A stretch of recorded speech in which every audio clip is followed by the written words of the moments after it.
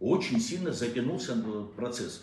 И есть конкретно, пускай никто не обижается, недоработка тех людей, которые в разное время, разные руководители, значит,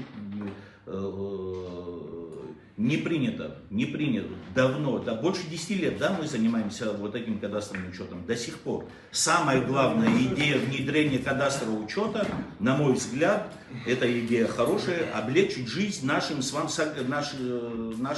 согражданам. А мы их закошмарили.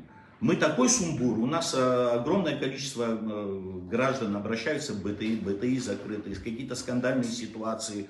Эти все, значит, вещи, главы местных администраций, да, они входят в общую структуру, уважаемый вице-премьер, в общую структуру исполнительной власти. Также я понимаю, да, те же БТИ, которые отказываются, не отказываются, они все находятся в вашей власти.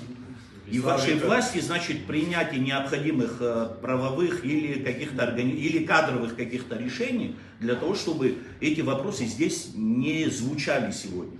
Неоправданно долго затянулся у нас процесс организации кадастрового учета. Пожалуйста, правительство, я думаю, что, видимо, жалеет свои уполномоченные органы для того, чтобы принимали те или иные решения.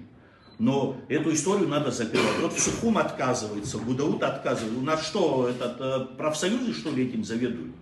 У нас что, нету вертикали исполнительной власти? Или кто как, да? Это что у нас, проходной двор, что ли, у нас получается? Кто хочет, кто как хочет. Ислам Викторович,